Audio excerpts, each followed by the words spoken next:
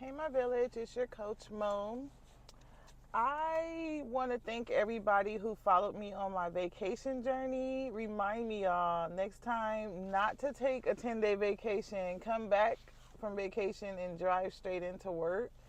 Today is my first day off, so I was happy to get some rest. I crashed yesterday. I was like, I couldn't stay up. Um, but the vacation was so eventful. So for those who follow me know, like it started off rough and then it kind of ended rough. It was highs and lows. This is the first vacation that's went like this. It's so crazy. So me being like the only one that was away that wasn't really in California, besides my mom and brother, they came from Vegas, which is close. So it wasn't that far for them to travel. But I had to travel from North Carolina because 6 weeks before vacation, I moved out here for work. So I didn't fly out of Fayetteville. I flew out of Raleigh, which is about an hour and 25 minutes away. So I drove to Raleigh. I went to work. Well, first, actually, let's start over. So this is some story time. First, the day of my vacation, the day my vacation started, that morning I went to take the trash out at 7 something in the morning because I cleaned up my whole house and everything, clean out the refrigerator, everything before I go on vacation because I knew I was going to be gone for 10 days. So I want to come home to a clean house. So 7 something in the morning, I go to take the trash out and by habit, because every time I walk out the door, I automatically manually unlock lock the bottom lock so that I only have one lock to lock when I walk out. And I locked myself out the house. I had put my luggage by the door, my purse on top of the luggage, my keys, my phones, both phones, and locked myself out. So it's 7 something in the morning. I'm new to the neighborhood. I don't know most of my neighbors. So I did see one neighbor door open. He was just like airing out his house. So I went over there like, knock, knock. Hey, neighbor.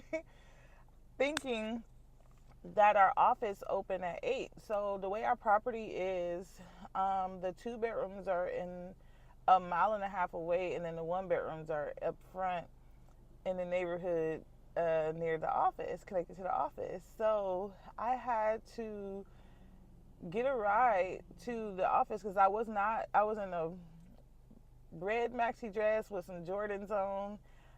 I was not about to walk a mile and a half. It was 80 degrees plus humidity. Early in the morning, just got the shower. I was only supposed to do a half day of work. So I was like, okay, let me get to work early so that I could leave early by 12 to head over to catch my flight by 3. So he was nice enough to drop me off at the office. So I got there probably like 10 minutes before 8. And I thought the office opened at 8, but they actually didn't open till 9. So I'm like, oh shoot, he already drove off. I'll just sit here, wait, because I had no other option. But I looked across the street. I was like, okay, the Mexican restaurant is open. Let me go sit over there because it's too hot to be outside. I don't do well with heat. And then I asked them, can I use your phone so I can call the property? Because it's a family owned apartment community. So the owner usually answer after hours. So luckily she answered. I told her, hey, I'm locked out. I'm getting ready to go on vacation. I need to get in my apartment. So she did call the other manager who usually is there early. Luckily, right when I hung up with her, the manager was pulling up. So I ran across the street. And she was like, it was perfect timing. I came in really early today. And because she was there like almost an hour early. Thank God. But I was able to get my key. Then I was like, damn, I got to walk all the way back to my apartment, which is like a mile and a half away. So you got to walk down the street, turn, and then turn again, and then turn. And I'm all the way at the cul-de-sac, like at the end. But luckily when I started walking, I probably got not even a block, not even half of a block down. And here come my neighbor driving down the street. He was like, I thought about it. He was like, how are you going to get back? So he was like, get in the car. So he drove me back. He made sure I got in my apartment. Thank God. He was really nice. He's an older veteran. He's a little Middle Eastern guy.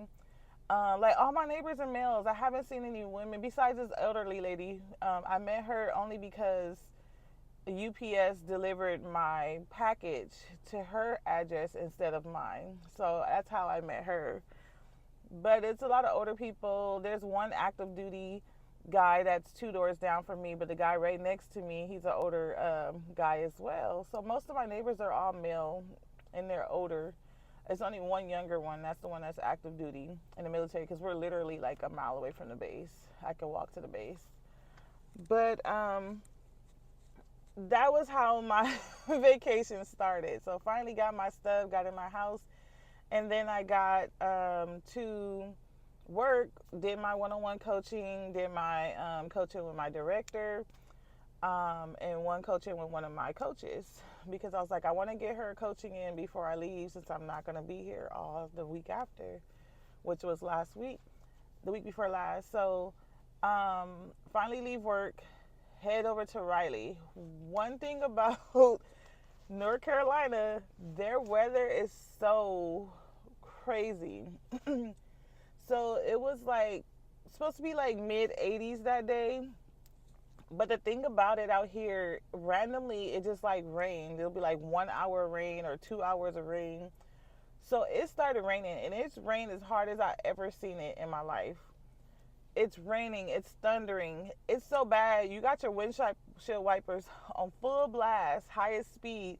You cannot see anything in front of you. So I'm on the freeway driving an hour and a half away to the airport, and I couldn't see shit. Like, I don't like, those who know me know my history with rain and driving. I don't like driving in the rain. First time driving in the rain, I had a Camaro. I was 18, just got licensed.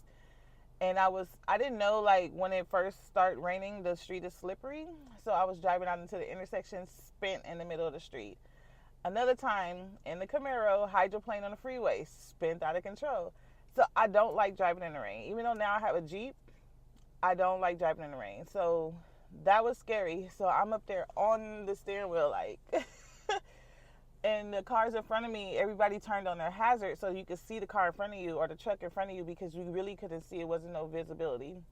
But I had a timeline. I have to get there. So I'm just driving slower, but I need to catch my flight. I got to get to California. So finally, it was like every other 2 to 3 miles, it started raining again, and it'll stop, and then it'll rain again. So I'm like, oh my gosh, I just need to get here. I'm praying the whole way, like, please. I'm entertaining myself with TikTok and watching TikTok the whole way. When I'm driving, let me see if I have it in here. I have a TikTok remote. You know how they used to be promoting the little remotes and stuff? I know I have it with me, but when I find it, I'll show y'all. Okay, I have it. So I always carry my remote. So when I'm driving, I usually put the remote on my finger, and so when I'm driving, I just double click or move to the next video so that I can be safe when driving. So I'm just scrolling through TikTok, listening to videos. I got my speaker really loud because I don't want to hear the rain because it's like scaring me. I don't want to hear the thunder. So finally make it to the airport, check my bag. Everything is smooth. I'm like, okay, I'm here an hour early, park my car in the expensive parking lot.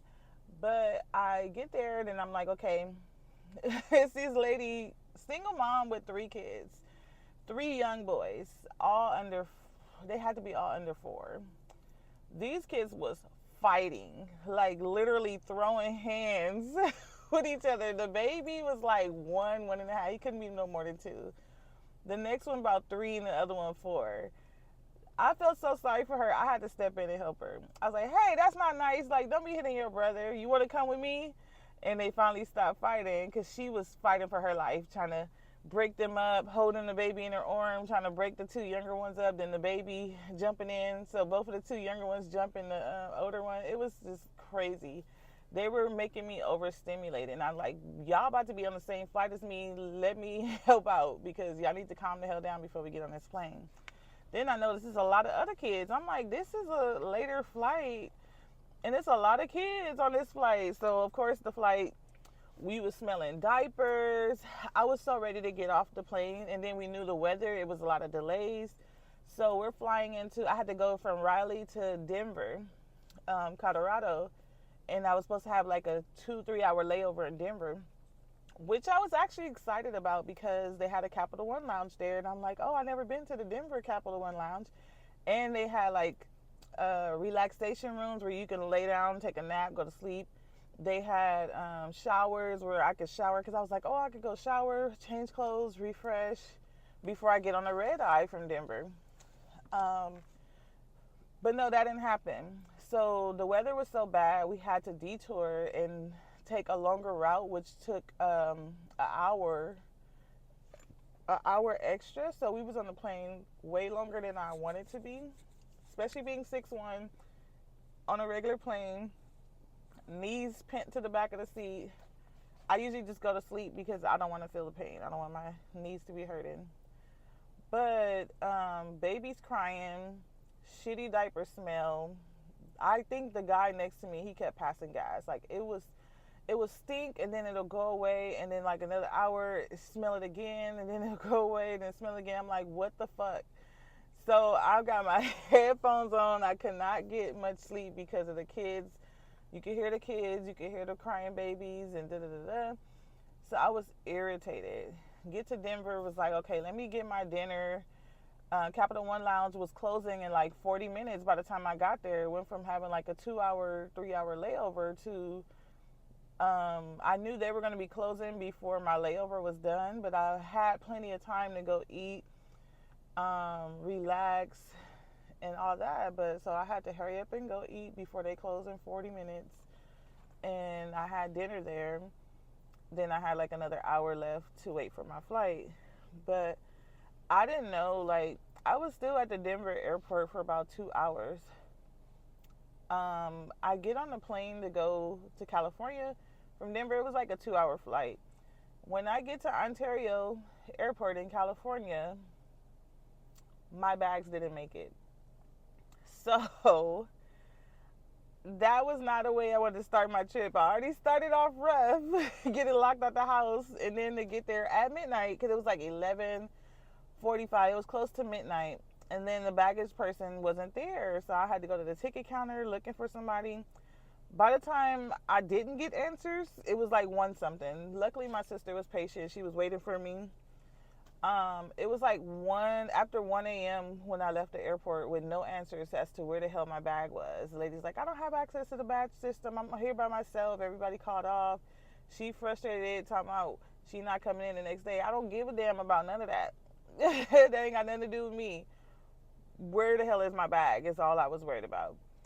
So I get home and I get a text like 1:30 in the morning because I had to file a claim, fill out this claim form. Then they was like, text me saying, hey, congrats, like, we found your bag. Because I was looking on the board and I'm like, well, yeah, I got a flight coming in tomorrow at 9, like in a few hours at 9 a.m. from Denver. Make sure my shit is on that flight. So they did. My flight, I got my bag by like 10 a.m. They called like, hey, your bag did arrive on that flight. You can come pick it up. So finally get my stuff. So that's day 1 of vacation. Then Tuesday was the day we actually were going to get on the cruise. So we get to the cruise thing, and my dad get there before everybody because we had early priority boarding. He forgot his passport. So he had to go back home, get his passport. So remind me never to travel with a big group. It was 22 of us. 20 immediate like family. But the vacation was great. It's just hard keeping up when it's so many damn people. So the first day, everybody irritated, frustrated, everybody all over the place. We trying to find everybody. We coming in like 5 different cars. We trying to meet up with each other. My sister had everybody like boarding pass for the ship, and they got there last. And so we waiting for them to get there, and then everybody got attitudes. And I'm like, oh my gosh. And one thing about me, those who know me, I don't like waiting for nobody. I'm that person, when we travel, I will leave every damn body and be like, bye, I'm off doing my own shit because I don't want to wait for nobody. especially if you dragging, you going slow, it irritates the hell out of me. And I'd be like, bye, y'all. I can't do this. Like, I'm out. I'm solo dolo. And that's pretty much what it was on the cruise. My son, I couldn't find him most of the cruise. I was like, boy, I haven't seen you in 6 weeks, and this is our vacation that I spent a lot of money on for you to abandon me, because he loved the kids club. He's 16, so this is the first time he's done this. So this is not his first cruise. This is his second cruise, because we took him on a cruise 2 years ago. And that cruise, his dad was with us, but this one was just me and him in our room. So he wandering off, he playing with the kids. I'm going to the kids club. I'm gonna hang out with them today. I'm like, but you did that every day. Like, I'm gonna be leaving as soon as we get back from this cruise and getting on the plane and headed back to North Carolina without you again. And so I was feeling some kind of way, but I'm like, my family's like, just let him be a kid, just let him enjoy his trip. And I'm like, I don't care. But the third day on the cruise, we docked in Cabo San Lucas. So the plan was everybody dressed in white, because we already had like our group chat, like, hey, this day we're gonna dress in all white for a photo shoot in Cabo, and then like the third day on that was on Juneteenth, and then the other day the second day on the cruise, we were doing all black for the captain's ball, and it was like masquerade themed, so we had our mask and everything, so we were all coordinating. So the Cabo day, we had two drivers. We got two like 16 passenger vans. We had two drivers drop us off at this place, and then we get out. We're ready. We're waiting for the photographer. Then my sister announced, hey, you guys are not here for a photo shoot. You're here for my wedding. So it was her surprise wedding. So that was the highlight of the cruise. So we had no idea. Luckily, my dad was the only one that knew, because I was wondering how she convinced him to go on a cruise. So he was the only one that knew. That's why she got him on the boat. But that was amazing. I wound up being like the event manager. Then that role switched to me helping the bride get ready. So me and her pretty much had our own photo shoot with preparing her, zipping her up in a dress, fixing her veil and everything, her getting dressed and everything. So that was it was impromptu, but it was an amazing moment for me and her to share together by herself as twins, because it's my only sister. But that was amazing. I did get a massage after the wedding. We went to this restaurant and this massage place, because we booked massages on the beach. When I tell y'all, the massage was great. I don't usually get massages because with me, with all the injuries that I've had, especially with my back, I injured my back 3 times since I was 18. It hurts to get massages. Like when I go to the nail shop, I don't do the massage thing on the chair or anything. I have a massage chase at home that's perfect, and it heats up, so it don't bother me like it do with other places, because it'd be too aggressive and too hard. So I usually don't get a massage, but I got a full body massage. I just told them to be very gentle. And the fragrance, like the eucalyptus, I love eucalyptus, y'all, was smelling amazing. But once I got back to the boat, those who know me growing up, I have very sensitive skin. I started breaking out hives. I'm scratching everywhere. Like, oh my gosh, I gotta go rinse this eucalyptus oil off of me. It's starting to irritate my skin. I'm getting wets because I'm scratching so much, and I'm like, oh my gosh, I'm about to jump out of my skin. We trying to do dinner for my sister, wedding dinner. We in a private room, and I'm trying to hold out and wait to get at least some cake before I leave. And I'm like, yeah, I gotta go. Like, I got my cake, I tasted it, and I'm like, I gotta go back to my room. I gotta get in the shower. I gotta get this oil off of me because I'm about to go crazy. I'm about to crawl out of my own skin. But I hate having sensitive skin, because there's a lot of things I cannot, like black products with fragrance and stuff, I cannot use. But that was amazing. Then our last full day on the cruise, which was that Saturday, we were in Ensenada, Mexico. So we had fun. We got off the boat. We had some drivers. We rented cars to go to our favorite restaurant, which is the #1 breakfast spot in the world. And now they have a Michelin star, so we had to go eat them. We go there all the time. I've been there probably like 4 or 5 times in Mexico, because sometimes when we drive over to Mexico, we go. Well, every time we drive over to Mexico, we go. And every cruise we go. So I've been there a couple of times. So we get back to the boat, like we're getting ready to get on the boat, and we like go on social media because we get unlimited data and calls and stuff while we're in Mexico in our phone plan. So we check social media and realized my brother had rented four-wheelers, and then he was posting that he got arrested. So we like, oh my gosh, his first time in Mexico, his first time on a cruise, and he up there YNing in Mexico on four-wheelers, acting up, cutting up in the streets. So he got arrested and had to buy his way out, which is all they be wanting anyway. So he had to pay his way out, and then to make it back on the ship in time, 'cause we like, oh my God, we got an hour and a half. Like, where is he? So he finally came back on the ship with my sister, and then we made sure he got back on because we had his documents. It was just crazy. Like, then we get back. Saturday night, they pick up your bags if you don't want to carry your bags off the ship. So 11 o'clock at night, they come pick up your bags. So they picked up me and my son bags. So Sunday, we arrived early in the morning. So we're exiting the ship probably around like 8. And I'm like, okay, my bag's supposed to be in zone 6. Get to zone 6. My son's bag is there, but mine's not. I said, I know we're not about to end this trip with my bags being lost again. So I was kind of frustrated, and I told the guys, like, we got to find my bag because I got to make my flight. I got to get back home. And so we found it in zone 9. Someone thought the 6 was a 9. And so we finally wait. Me and my son was the first one off the boat. So we were just waiting for everybody else to get off because we rode with them. So we finally get home. I get to the house, and I'm like, I get an alert saying my flight's going to be 2 hours delayed. So I'm like, oh, it's pushed back 2 hours. I was looking forward to having 4-hour layover in Las Vegas so I could be in the Capital One Lounge and eat dinner. So by the time I got to Vegas, the Capital One Lounge was full to capacity because there was a lot of delays. So I had to wait like 40 minutes on a waiting list. Then by the time I got on the waiting list and they got to my name, I only had 20 minutes to get over to my flight. So I only had a chance to get the to-go stuff. And none of it was good, besides the cookies and the water. And I had got a coffee because my next flight from Vegas to Raleigh was going to be about 4 hours. So I was like, let me just get some coffee. I watched a movie. I barely got any sleep.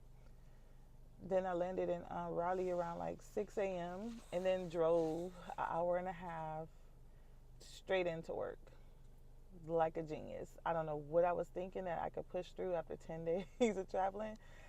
Then like the next day, that Monday night, I woke up Tuesday, both my feet were swelling. The swelling just went down like 2 days ago. But it was just so eventful. It was crazy. We got word that my cousin's health condition wasn't good and she don't have long.